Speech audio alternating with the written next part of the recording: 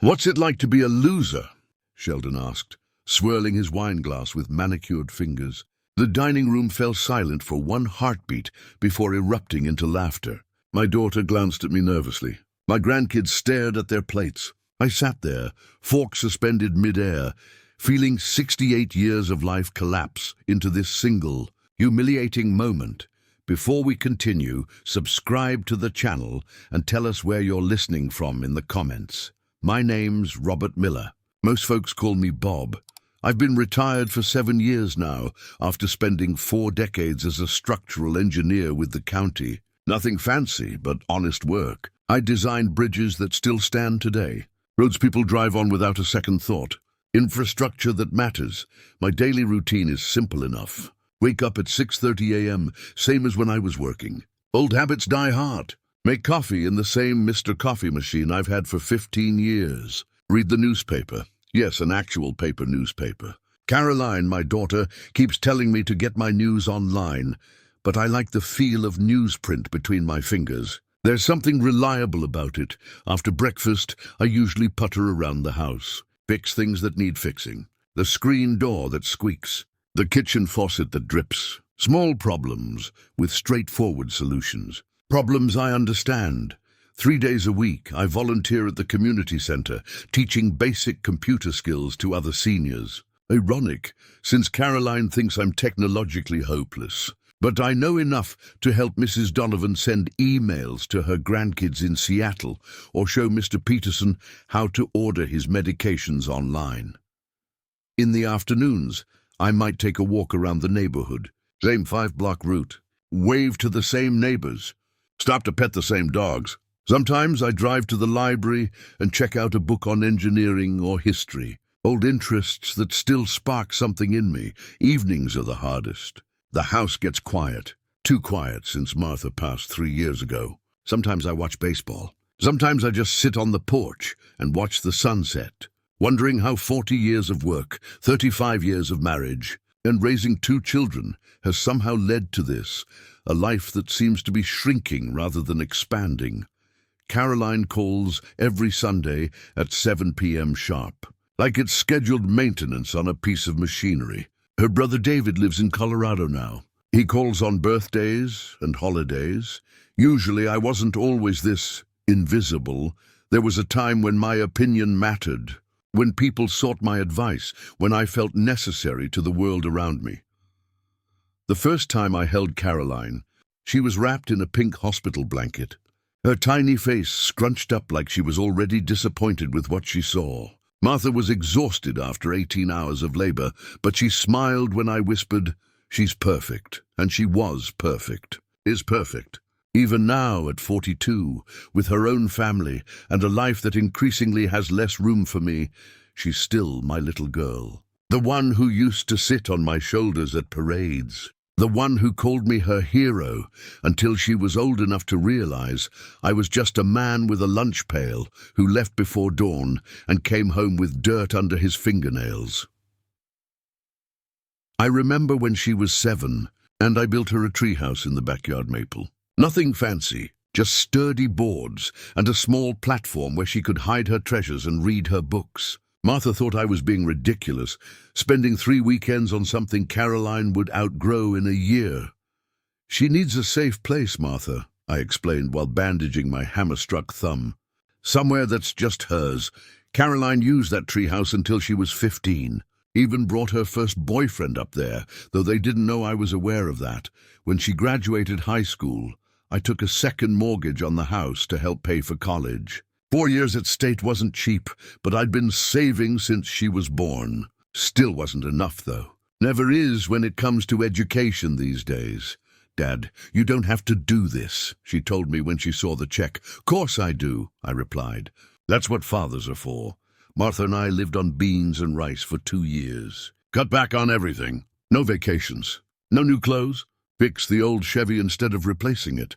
I brown-bagged lunch every day, the same turkey sandwich, until I couldn't stand the sight of turkey anymore.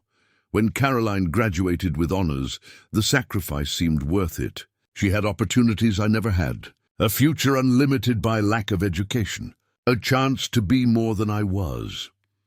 I met Sheldon Anderson 6 years ago when Caroline brought him home for Christmas. He was handsome in that polished way that immediately made me conscious of my weathered hands and unfashionable clothes. MBA from some fancy school back east, working in finance. The kind of job where you make money by moving other people's money around. "Mr. Miller," he said, shaking my hand with practiced firmness. "Caroline's told me all about you." I doubted that. What could she have told him? That I spent my life making sure bridges didn't collapse. That I knew the tensile strength of concrete better than I knew pop culture references. But I smiled and welcomed him. Because he made Caroline happy, and her happiness has always been more important than my comfort. They married 8 months later. Small ceremony at a vineyard I couldn't afford to drink at normally. I wore a rented tux that pinched under the arms. Gave a toast that sounded stilted and awkward compared to Sheldon's father, who quoted Shakespeare and made everyone laugh with inside jokes I wasn't inside enough to understand. When I handed Caroline over at the altar, something twisted in my chest. A premonition, maybe, or just the natural pain of letting go. "You'll always be my daddy," she whispered, kissing my cheek before taking Sheldon's arm. I believed her then. I wanted to believe her. 4 years ago, when Sheldon was between jobs, his term for being fired from his 3rd position in 2 years, they needed help with the mortgage. I didn't hesitate.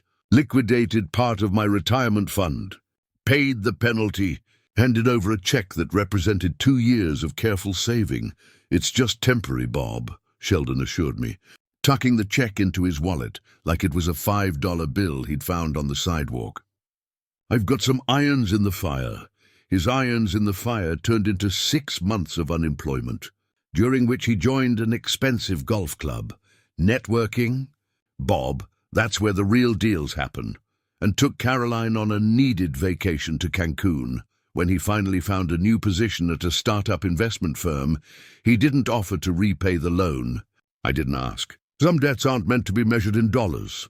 2 years ago, when little Emma needed braces, their insurance wouldn't cover the full cost. Another check from my dwindling savings. When their roof leaked last winter, I hired the contractor and paid the bill while Sheldon was busy with a work retreat in Aspen.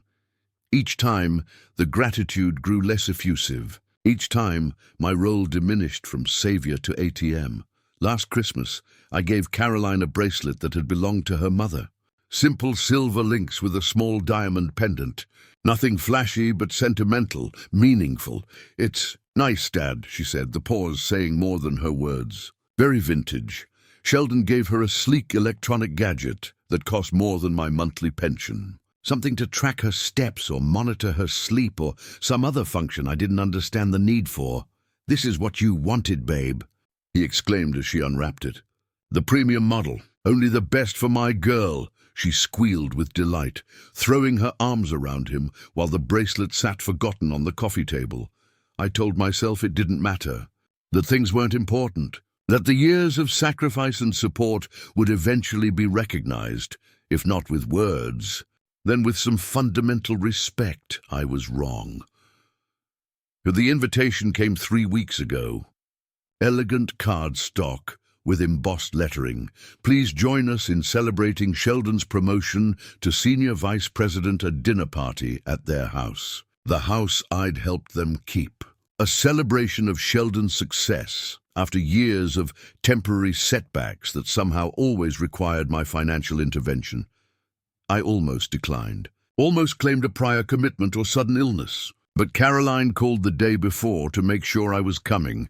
"It would mean a lot to me, Dad," she said, her voice carrying that note of guilt-inducing disappointment she'd perfected in her teenage years.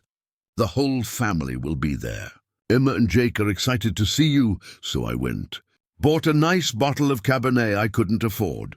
Wore my best shirt, the one Martha had picked out for me 5 Christmases ago.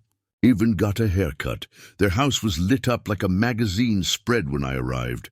Cars I recognized as belonging to Sheldon's colleagues lined the driveway. I had to park on the street and walk up the long path to the front door, my arthritic knee protesting with each step.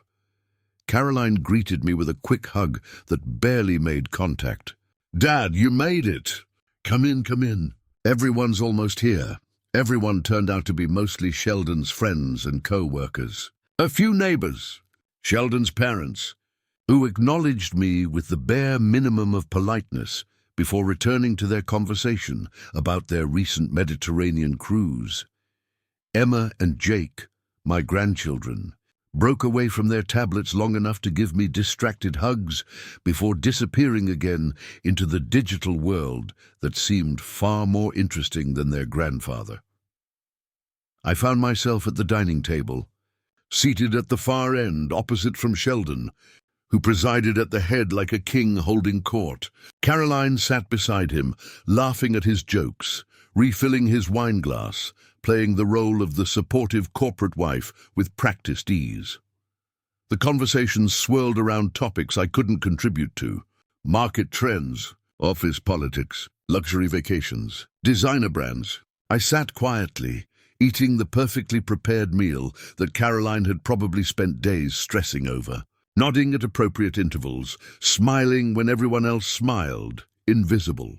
Again, then came dessert, an elaborate chocolate creation that probably cost more than I spent on groceries in a week. Sheldon tapped his glass with his spoon, calling for attention.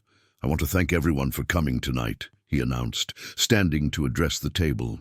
"This promotion represents years of hard work, strategic thinking, and, let's be honest, putting up with some real idiots." Laughter rippled around the table.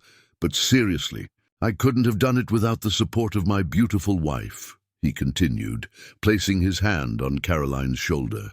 "She's believed in me through every challenge, every setback." Caroline beamed up at him, her eyes shining with pride.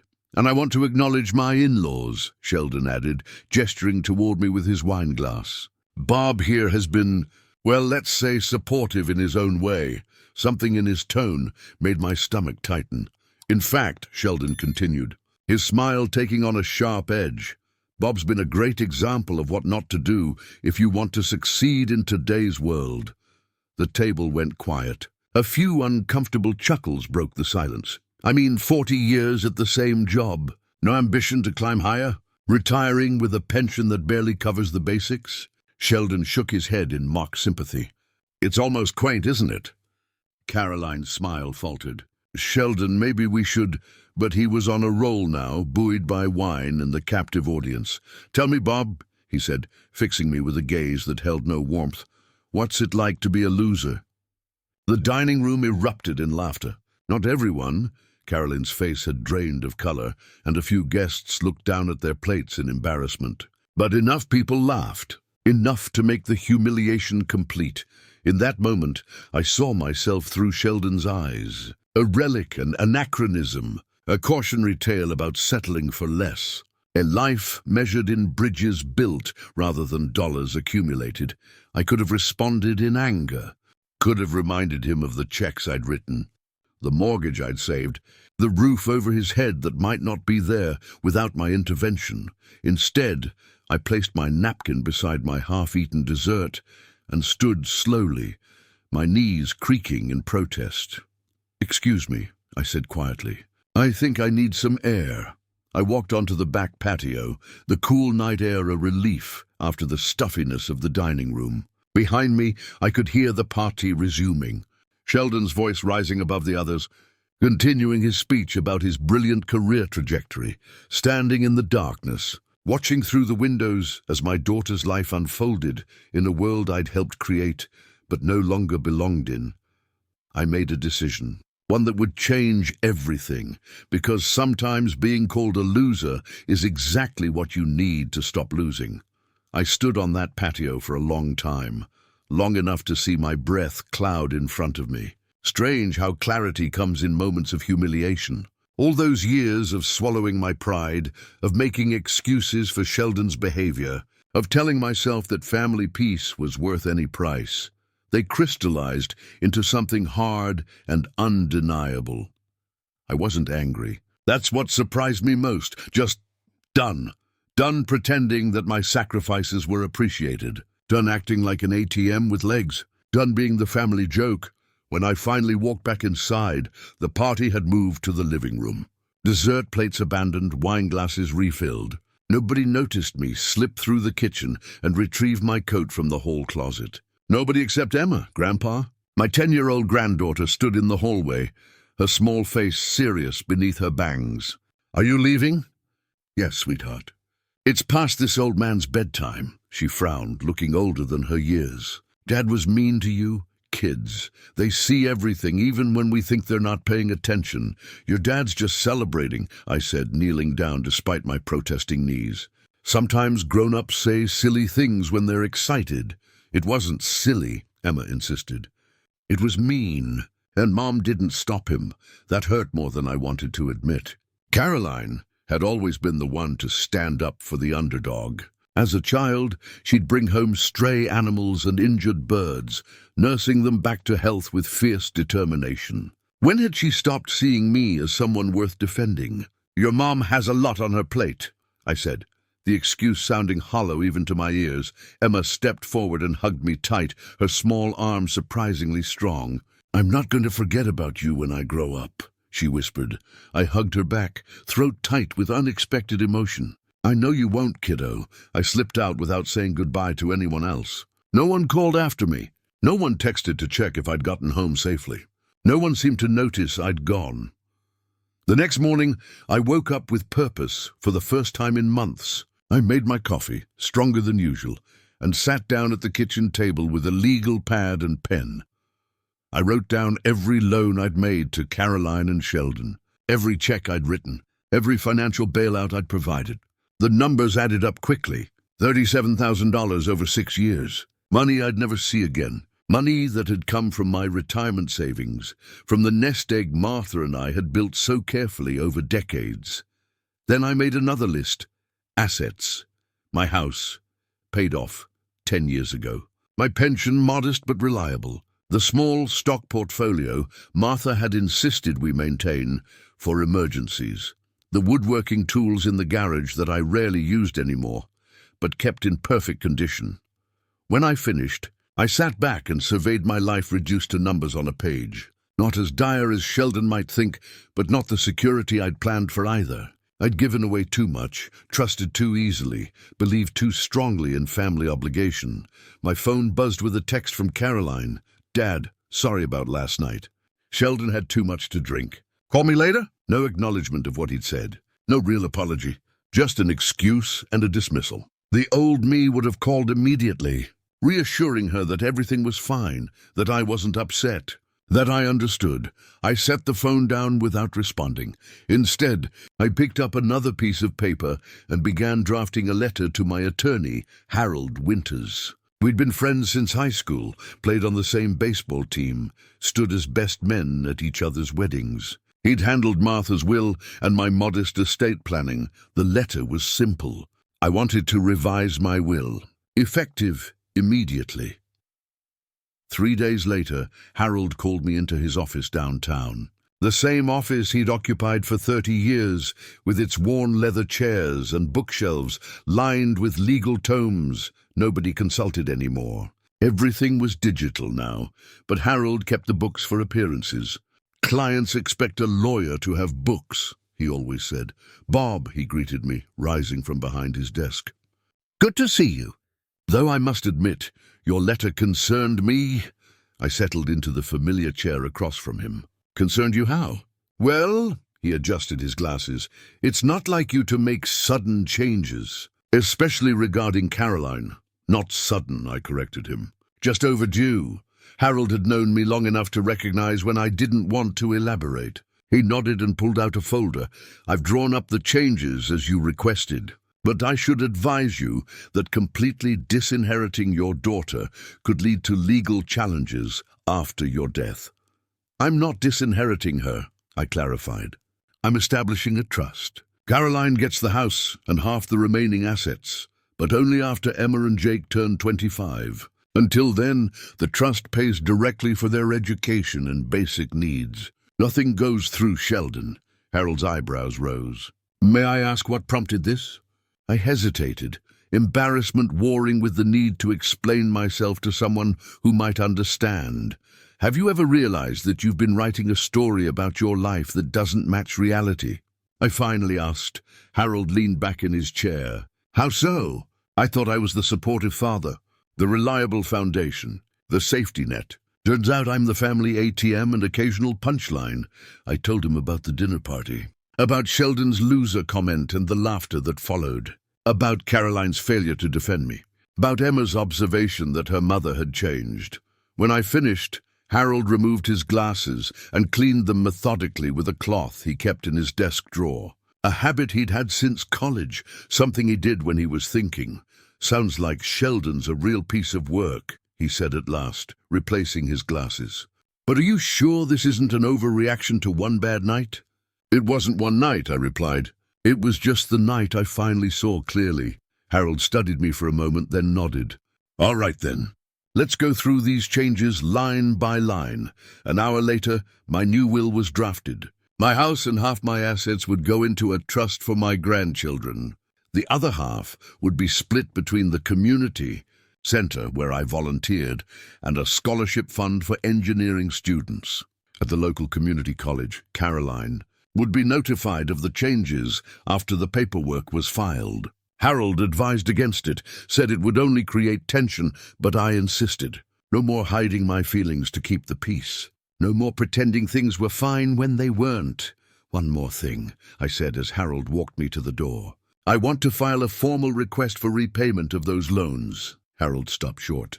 Bob, are you sure? That's going to create quite a stir. I'm sure, I replied. They don't have to pay it all at once. We can set up a payment plan, but I want it documented and official, he sighed. All right, I'll draw up the papers, but don't be surprised if this damages your relationship with Caroline. The relationship is already damaged, I said. At least this way it's honest. I expected an immediate reaction when the loan repayment request was delivered. Instead, silence. No calls, no texts, no angry visits.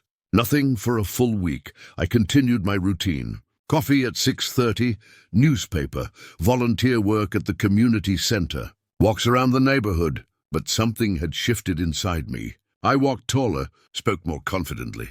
Made eye contact with strangers, Mrs. Donovan noticed during our computer class. You seem different, Bob, she said, as I helped her set up an email filter.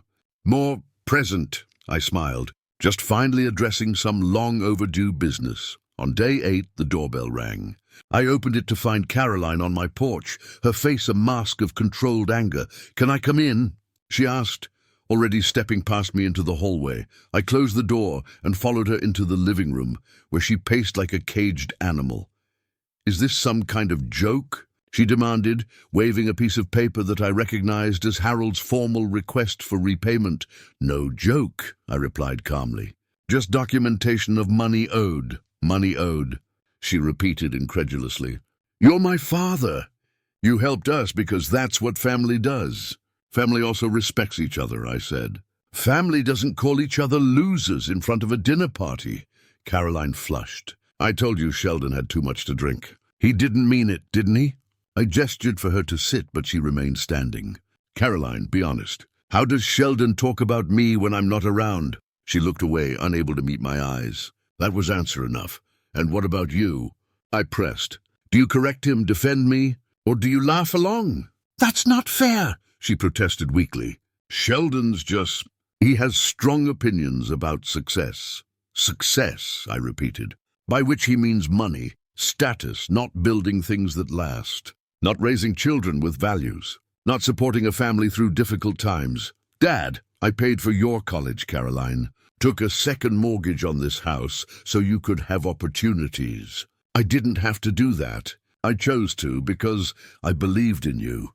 She sank onto the couch, the anger draining from her posture. I know that, do you? Because from where I'm sitting, it looks like you've forgotten what sacrifice really means. She stared at the paper in her hand. We can't pay this back right now. Sheldon's promotion came with a lot of expectations. We've had to upgrade some things. What things? I asked. His car, for one. The old BMW wasn't projecting the right image for a senior VP, and we joined the country club. It's practically required for his position. I listened with growing disbelief as she listed the necessities that prevented them from repaying money they'd borrowed for actual necessities years earlier. "The payment plan gives you 5 years," I said, when she finally wound down. Harold was quite reasonable about the terms.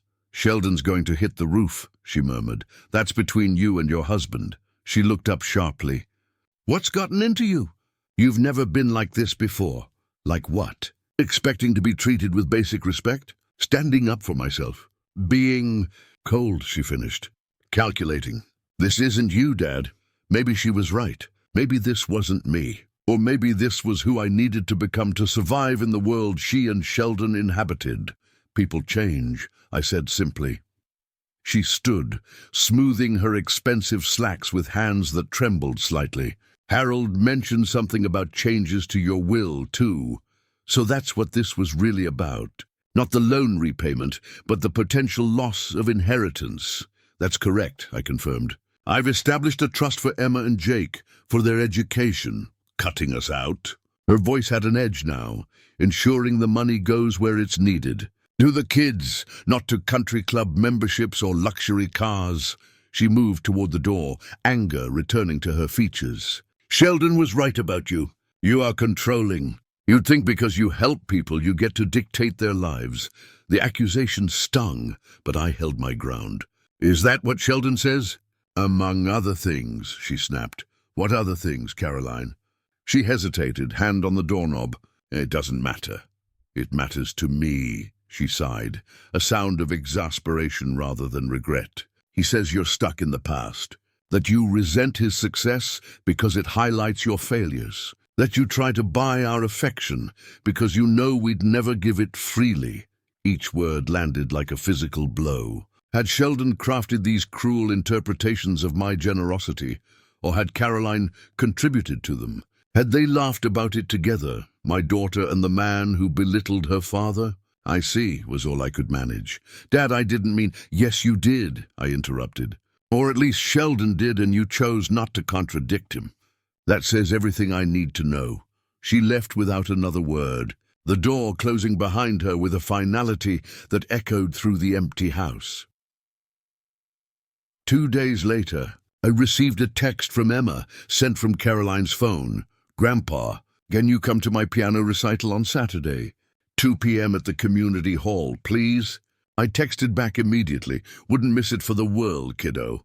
Saturday arrived sunny and clear. I wore my good suit, the one I'd worn to Martha's funeral.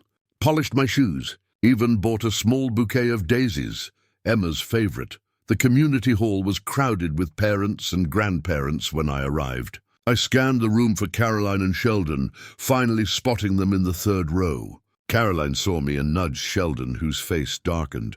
He said something to her, gesturing sharply. She responded with equal intensity, their argument carried out in furious whispers.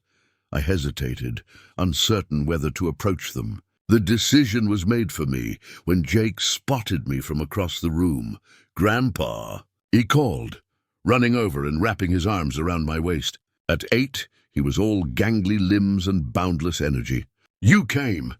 "Of course I did." I ruffled his hair. "Wouldn't miss Emma's big day. Dad said you probably wouldn't show up," Jake informed me, with a child's unfiltered honesty. "He said you were being difficult. Did he now?" I kept my tone light, though anger simmered beneath the surface. Jake nodded earnestly. "He said you're having a senior moment." "What's that?" Before I could respond, Caroline appeared at our side, her smile strained. "Dad, you made it." "I said I would," I replied, handing her the daisies. "For Emma. She'll love these. Listen, about the other day—" "Not now," I cut her off gently. "Today's about Emma." She nodded, relief evident in her expression. "We saved you a seat. Next to Mom and Dad, Sheldon's parents." Wonderful. I followed Caroline to their row, where Sheldon sat stiffly, pointedly looking at his phone. His parents, Gerald and Patricia Anderson, greeted me with the barest civility. "Robert," Gerald nodded. "Surprised to see you here," the implication being that I hadn't been invited. "Or wasn't welcome. Wouldn't miss my granddaughter's recital," I replied, taking the seat beside Patricia, who shifted slightly away, as if my middle-class status might be contagious. The recital began, saving us from further awkward conversation. 8 children performed before Emma, each met with enthusiastic applause, regardless of skill level. Finally, it was her turn. She walked to the piano with confidence, her blue dress matching the ribbon in her hair. Before sitting, she scanned the audience, breaking into a wide smile when she spotted me. She waved, oblivious to the tension among the adults in her life. I waved back, my heart swelling with pride. Emma played beautifully. Chopin, I think, though classical music was always more Martha's domain than mine. When she finished, I was the first on my feet, applauding loudly enough to make Patricia wince beside me. After the recital, there was a small reception with punch and cookies. I stood off to the side, watching Emma accept congratulations from her friends and their parents. Quite a performance. A voice said beside me. I turned to find Gerald Anderson, Sheldon's father, studying me with undisguised curiosity. She's very talented, I agreed. Must be from her mother's side, Gerald remarked. Caroline always had an ear for music. The subtle dig wasn't lost on me, but I let it pass. Martha played piano. Taught Caroline when she was young, Gerald nodded absently, his attention already drifting to where Sheldon stood, surrounded by other parents. Holding court as usual. My son tells me you're causing some financial difficulties for them, he said abruptly. So that's what this conversation was really about. Is that what he calls repaying a loan? A difficulty? Gerald's expression hardened. Family helps family, Robert. Surely you understand that? I do, I replied evenly. I've been helping Caroline and Sheldon for years. Loans, gifts, childcare, and in return, I get called a loser at my own daughter's dinner table. Gerald had the grace to look uncomfortable. Sheldon mentioned that unfortunate incident. He'd had too much to celebrate. That excuse is getting old, I said. Almost as old as I apparently am. Look, Gerald leaned closer, his voice dropping. The Andersons take care of their own. If you're experiencing financial problems, perhaps we could arrange something. A monthly stipend, perhaps. In exchange for dropping this repayment business. The offer was so insulting, so fundamentally misguided, that I couldn't help but laugh. You think I'm doing this because I need money? Gerald frowned. Isn't that what this is about?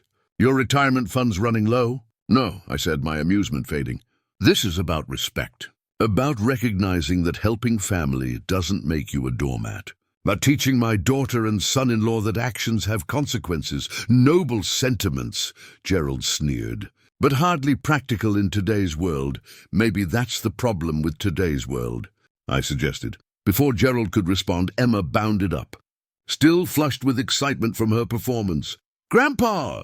Did you like it? I messed up the middle part a little, but I don't think anyone noticed. I knelt down to her level, ignoring the protest from my knees. You were perfect, kiddo. Absolutely perfect, she beamed, then lowered her voice conspiratorially. Can you come over next weekend? Dad says you're not talking to us anymore, but that can't be right because you're talking to me right now. Out of the mouths of babes. I glanced up to see Sheldon watching us, his expression unreadable.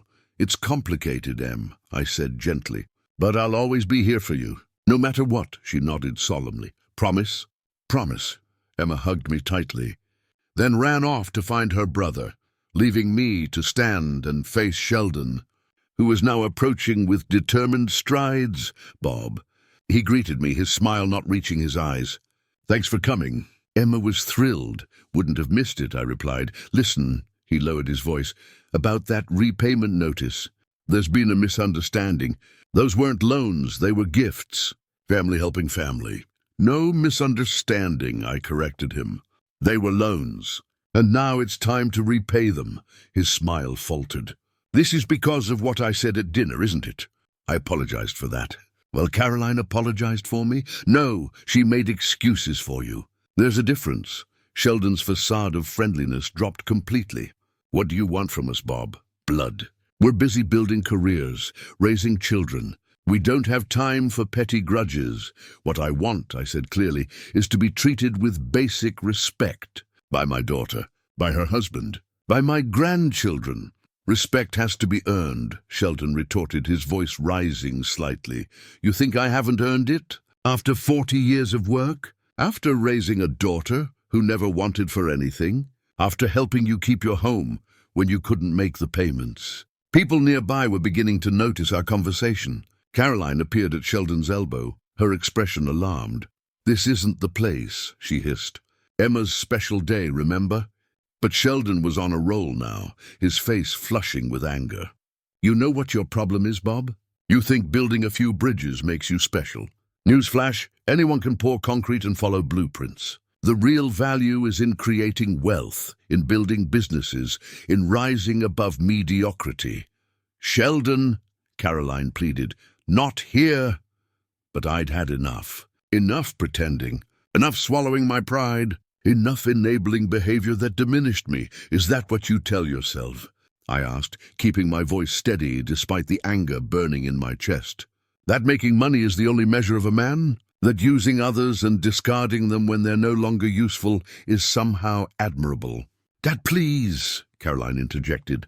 I turned to my daughter, seeing her, really seeing her for the first time in years. The carefully applied makeup, the designer clothes, the diamond earrings that had replaced her mother's simple pearl studs. The woman who had once brought home injured birds, now worried more about appearances than authentic connections. "What happened to you, Caroline?" I asked softly. "When did you become someone who stands by while others are humiliated? When did money become more important than decency?" She recoiled as if I'd slapped her. "That's not fair." "Isn't it?" I countered. "Your husband calls me a loser in front of a room full of people, and you say nothing. He belittles my entire life's work, and you make excuses. He teaches your children that wealth is the only measure of success, and you nod along." The reception area had gone quiet around us. Other parents pretended not to listen, while straining to catch every word. Emma and Jake stood nearby, their young faces confused and frightened by the adults' conflict. Sheldon stepped closer, his voice low and threatening. "You need to leave, now." I looked past him to my grandchildren, who watched with wide, uncertain eyes. This wasn't how I wanted them to remember this day. This wasn't the example I wanted to set. "You're right about one thing," I said, stepping back. "This isn't the place." I turned to Emma and Jake, kneeling despite Sheldon's presence looming over me. "I'm so proud of both of you," I told them. "No matter what happens between the grown-ups, never forget that, okay?" They nodded solemnly, and I stood to leave, my dignity intact, despite the whispers that followed me to the door. As I reached my car, I heard footsteps behind me. I turned to find Caroline, her face streaked with tears. "Why are you doing this?" she demanded. "Why now, after all these years?" I looked at my daughter, my beautiful, misguided daughter, and felt a profound sadness for the distance that had grown between us, because I finally realized that loving someone doesn't mean letting them treat you like you don't matter. I said quietly, "Your mother would be heartbroken to see what we've become." The mention of Martha struck her like a physical blow. "Don't bring Mom into this. She is in this," I replied.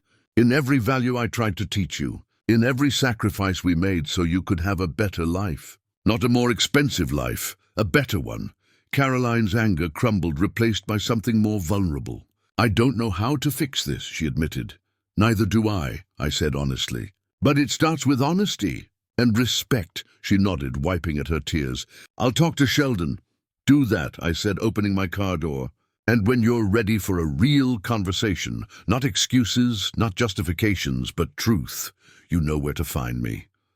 I drove home in silence, the emotions of the day washing over me in waves. By standing up for myself, I'd risked my relationship with my daughter and grandchildren. The thought sent a spike of fear through me. Had I done the right thing, or had pride and hurt feelings driven me to destroy the only family I had left? The house was empty when I arrived, echoing with memories and questions without answers. I hung my suit jacket in the closet, next to Martha's old winter coat that I still couldn't bear to donate. "What would you do, Martha?" I asked the empty air. "How would you handle this mess?" No answer came, of course. But as I stood there in the quiet house, I felt something I hadn't felt in years. Not happiness exactly, but self-respect. The knowledge that, whatever happened next, I had finally stopped being a supporting character in my own life. I was done being the family loser. From now on, I'd be the author of my own story, The days after Emma's recital passed in strange silence. No calls from Caroline, no texts from the grandkids. The empty house seemed to grow larger around me, my footsteps echoing through rooms that held 40 years of memories. I tried to stick to my routine. Coffee at 6:30, newspaper, volunteer work. But my heart wasn't in it. Mrs. Donovan noticed during our computer class. "You're somewhere else today, Bob," she said gently. "Want to talk about it?" I didn't, not really. How do you explain to someone that you've spent decades building a life that turned out to be built on sand? That the daughter you raised to value honesty now makes excuses for a man who belittles you? That standing up for yourself might cost you the only family you have left? Instead, I smiled and helped her download pictures of her newest great-grandchild. That evening I found myself in the garage, staring at boxes of family photos I hadn't looked at in years. I pulled one down, blowing dust off the lid. Inside were albums Martha had meticulously organized, each picture labeled with dates and names in her neat handwriting. Caroline at 5, missing front teeth, proudly holding a fish she'd caught with my help. Caroline at 12, gangly and serious in her first school band concert. Caroline at 18, radiant in her graduation gown, flanked by Martha and me, our faces split with pride. When had things changed? When had the daughter who once idolized me started seeing me as an embarrassment? As a resource rather than a person? I flipped through more recent photos. Caroline and Sheldon's wedding, Emma's christening, Jake's first birthday, family Christmases and Thanksgivings. In each successive picture, I noticed something I'd missed before. The growing distance in Caroline's eyes when she looked at me. The way Sheldon always positioned himself at the center, relegating me to the periphery. The subtle shift from family to Caroline's family plus Dad. One photo caught my attention. Thanksgiving 3 years ago. I was carving the turkey, my back to the camera. In the background, Sheldon was looking at me, his expression caught in an unguarded moment of, contempt? Resentment. Something cold and calculating that made me shiver even now. I pulled out my phone, scrolling through more recent pictures. Caroline's birthday last year, Emma's dance recital, Jake's t-ball game. I studied Sheldon in each one, seeing patterns I'd willfully ignored. The proprietary hand on Caroline's shoulder, the way he positioned himself between me and the grandkids in group shots. The careful staging that subtly communicated ownership and authority, control. That's what it was about. Sheldon needed to control the narrative, the relationships, the flow of money and affection. And I'd been a threat to that control, the father figure who predated him, who had history and bonds he couldn't match. As realization dawned, my phone buzzed with a text from an unknown number. "Mr. Miller, this is Jason Wright. I work with Sheldon. We need to talk." "It's important, Jason Wright?" The name sounded vaguely familiar. I thought I remembered meeting him at that disastrous dinner party, a younger colleague who had laughed along with Sheldon's jokes. "What about?" I texted back, not over the phone. "Can we meet? Tomorrow, 10 a.m., Cooper Park by the West entrance?" My instinct was to refuse. What could one of Sheldon's work friends possibly have to say to me? But curiosity won out. I'll be there. Cooper Park was quiet on a Tuesday morning. A few mothers with strollers, some elderly couples walking slowly along the paved paths, a handful of people with laptops at the scattered picnic tables. I spotted Jason immediately, a lean man in his 30s, pacing near the west entrance, checking his watch every few seconds. He looked nervous, glancing over his shoulder as if expecting to be followed. "Mr. Wright." I approached cautiously. He jumped slightly, then extended his hand. "Mr. Miller, thank you for coming." We walked to a bench partially hidden by a large oak tree, its spreading branches providing both shade and privacy. "I shouldn't be doing this," Jason began, his voice low. "If Sheldon found out what?" I prompted when he trailed off. Jason ran a hand through his hair, a gesture of agitation. "I was at your daughter's dinner party. When Sheldon called you well, you know." "I remember. What you don't know is what happened after you left." I waited, something cold settling in my stomach. Sheldon was jubilant, like he'd won something. He started talking about how he'd finally put you in your place, how he'd been planning it for weeks. Planning it? The idea that the humiliation had been premeditated, rather than a drunken impulse, made it somehow worse. Jason nodded. He said it was the first step in his Miller management strategy. That's what he called it. A way to distance you from Caroline and the kids. Why would he want that? Control, mostly. But also, Jason hesitated. Money. Money? I've given them plenty over the years, but I'm hardly wealthy. It's not about what you've given. It's about what you still have. Jason leaned closer. Sheldon's been telling everyone at work that you're sitting on a fortune. Old money, family investments, valuable real estate. He's convinced Caroline that you're hoarding wealth that should be put to better use. I almost laughed. That's ridiculous. I was an engineer for the county. Martha was a school teacher. We lived comfortably but modestly. That's not the story Sheldon's been spreading.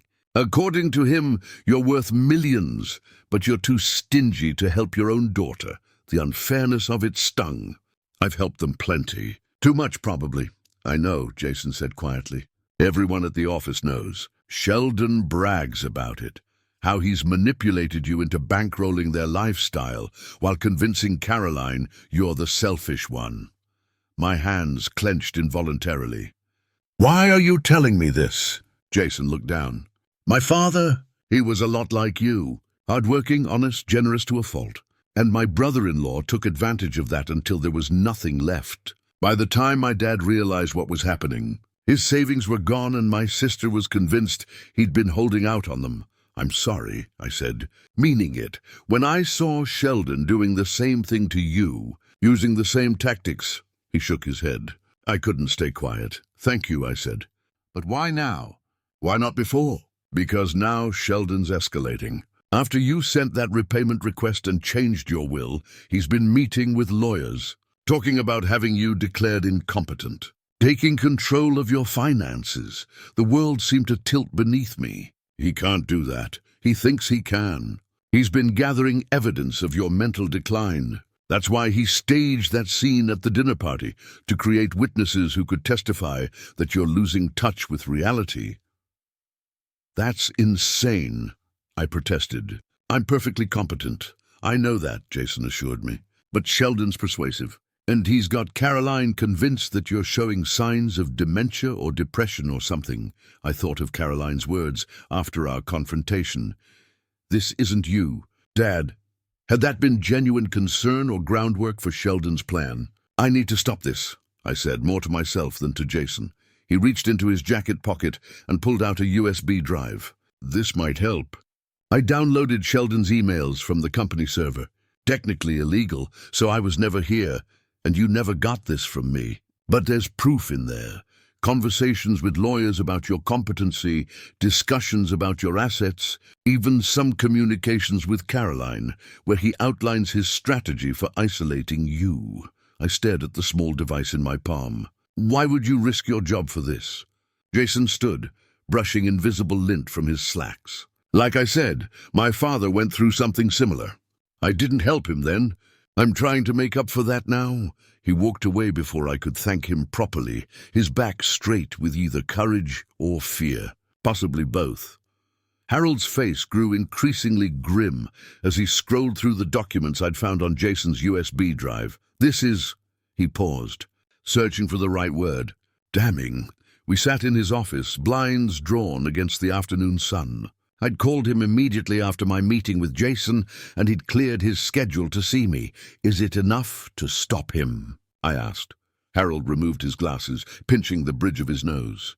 Stop him from what exactly? These emails prove he's a manipulative jerk, but being a jerk isn't illegal. He's trying to have me declared incompetent. Discussing the possibility isn't the same as filing for guardianship, Harold pointed out. And frankly, if he did file, these emails would work against him. They show clear financial motivation. I slumped in my chair. So what do I do? Wait until he makes his move? Harold considered this. Not necessarily. You could go on the offensive, meaning we bring everything into the open. Call a family meeting. Caroline, Sheldon, the grandkids, maybe even Sheldon's parents. Lay all the cards on the table. The thought made my stomach clench. A confrontation. A revelation, Harold corrected. Give everyone the chance to see the full picture, including Caroline. She won't believe me over Sheldon, I said bitterly. Maybe not, Harold acknowledged. But if you don't try, you're letting him control the narrative. And based on these emails, that's exactly what he wants.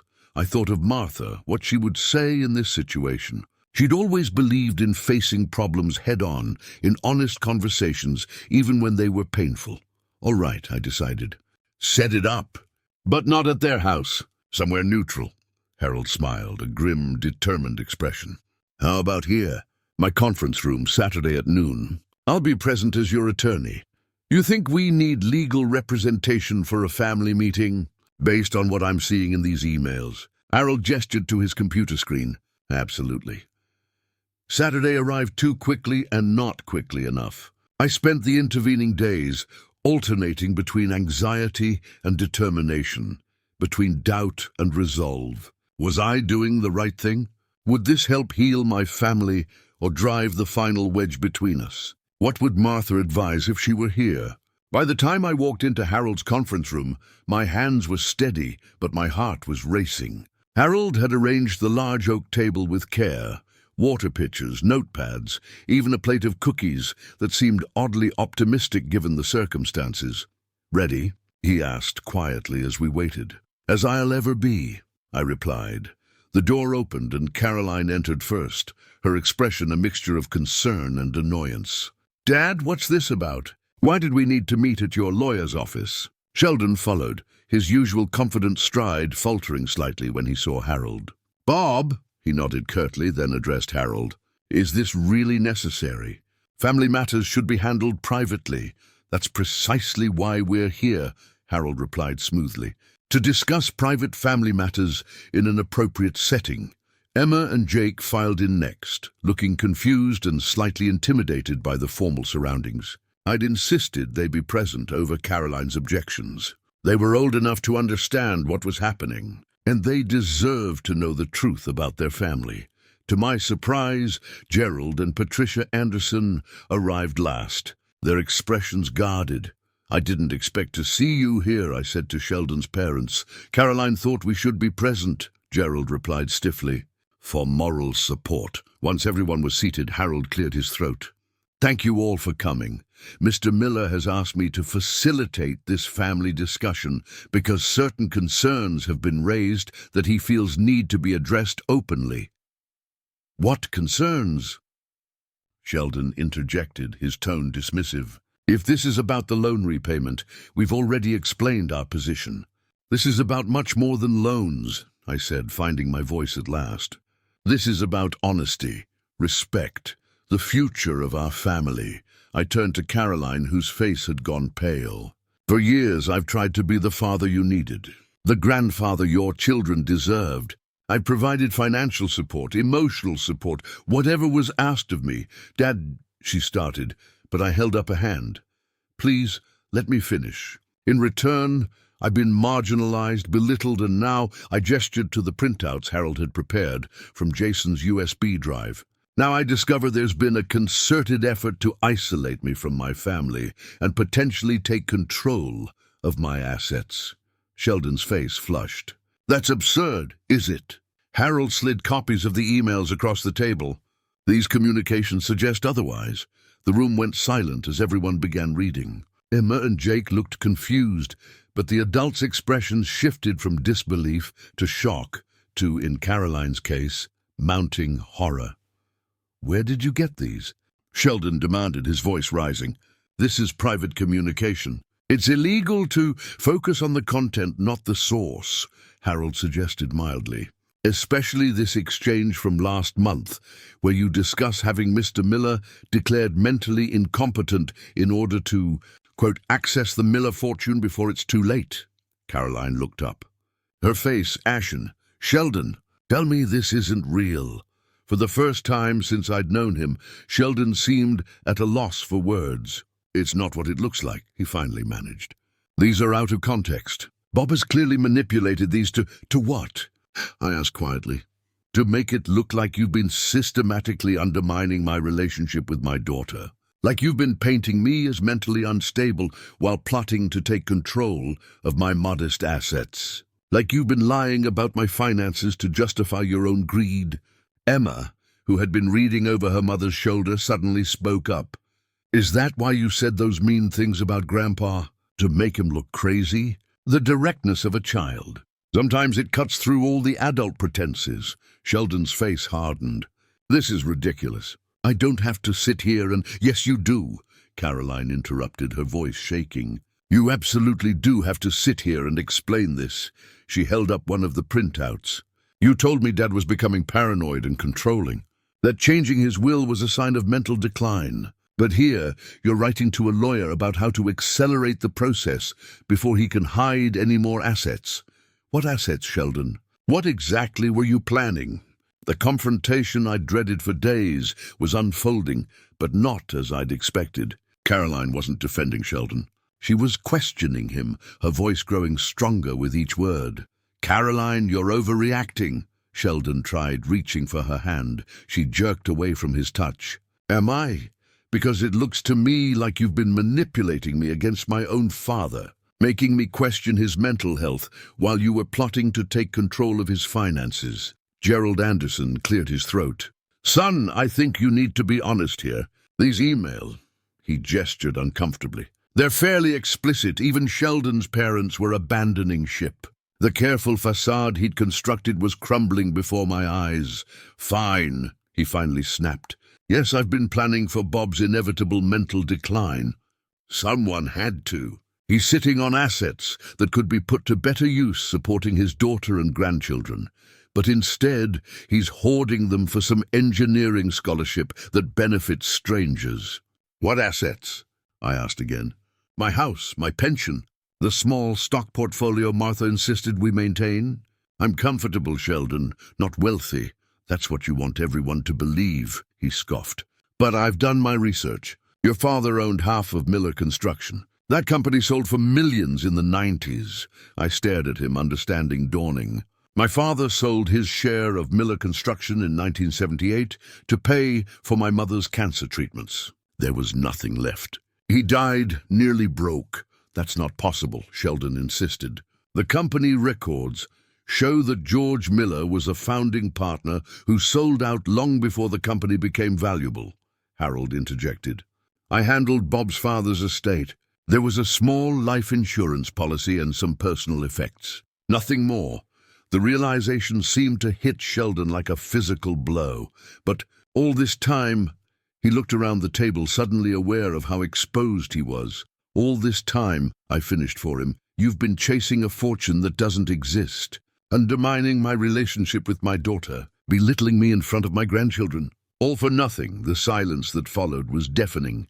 Jake, who had been unusually quiet, suddenly asked, Does this mean Grandpa isn't crazy? Despite everything, laughter bubbled up in my chest. No, buddy, Grandpa isn't crazy. Then why did Dad say all those things about you? All eyes turned to Sheldon, who seemed to shrink in his chair. For once his silver tongue failed him. Caroline stood abruptly. Emma, Jake, wait outside with Grandma and Grandpa Anderson for a few minutes. I need to talk to your father and Grandpa alone. The children filed out obediently, followed by Gerald and Patricia, who couldn't seem to leave fast enough. When the door closed, Caroline turned to face Sheldon and me, her expression resolute. I want the truth, all of it now. And so it came out. All the manipulation, the calculated slights, the gradual campaign to isolate me from my family. Sheldon admitted to playing on Caroline's concerns about my living alone, twisting them into suspicions about my mental health. He confessed to researching my family background, constructing an elaborate fantasy about hidden wealth that justified his proactive financial planning. Throughout his confession, Caroline grew increasingly still, her face hardening into an expression I'd never seen before. When Sheldon finally ran out of excuses, she simply said, We're done. Caroline, be reasonable. Sheldon began. Done, she repeated, her voice like steel.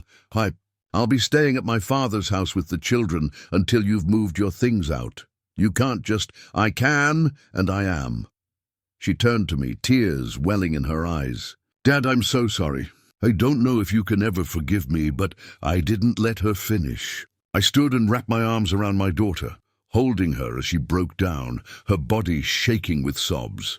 There's nothing to forgive, I whispered, though we both knew that wasn't entirely true. There was plenty to forgive on both sides. But forgiveness could begin now, in this moment of truth. Harold discreetly left the room, giving us privacy for our reconciliation. Sheldon sat frozen, watching as the carefully constructed world he'd built collapsed around him.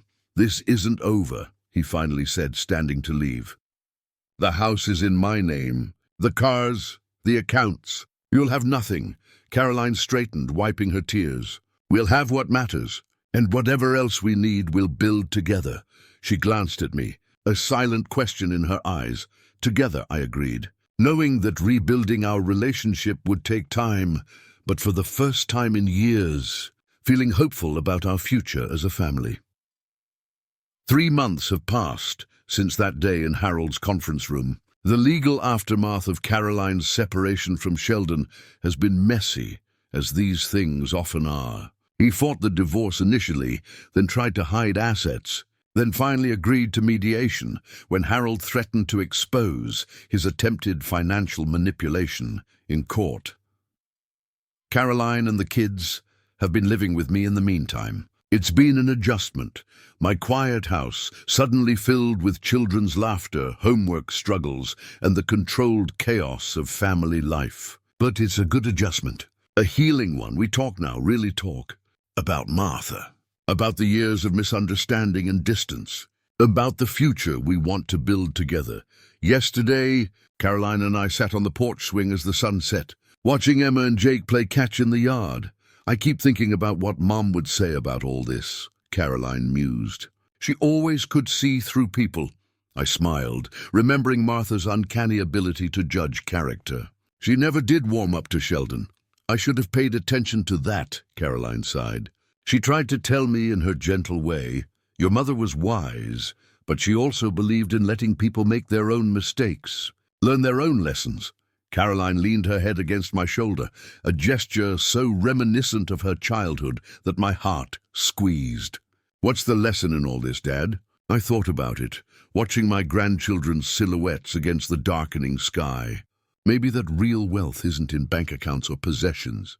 It's in knowing who you are and standing firm in that knowledge, even when others try to diminish you, and in knowing who truly loves you, Caroline added softly. "That too." I agreed. Later that night, after the kids were asleep, I found myself in the garage again, looking through those old photo albums. But this time, I was making room for new pictures, new memories, the next chapter of our family's story. I don't know what the future holds. Caroline will eventually find her own place, rebuild her career, perhaps even find love again with someone worthy of her. The kids will grow up, develop their own relationships with me, form their own opinions about their grandfather, but I do know this. I'm not a loser. I never was. My life has value beyond monetary success or status. The bridges I built still stand. The daughter I raised found her way back to her core values. The grandchildren I adore are growing up knowing they're loved unconditionally. In the end, isn't that the true measure of a life well lived? If you've stayed with my story this long, I'd appreciate it if you'd hit that like button and subscribe to the channel. And if you could rate this story from 0 to 10 in the comments, I'd be mighty grateful. Also, let me know where you're listening from. It means a lot to know my words have traveled beyond these walls. Remember, sometimes the people who call you a loser are the ones who have truly lost their way. Stand tall, know your worth, and never let anyone else write the story of who you are.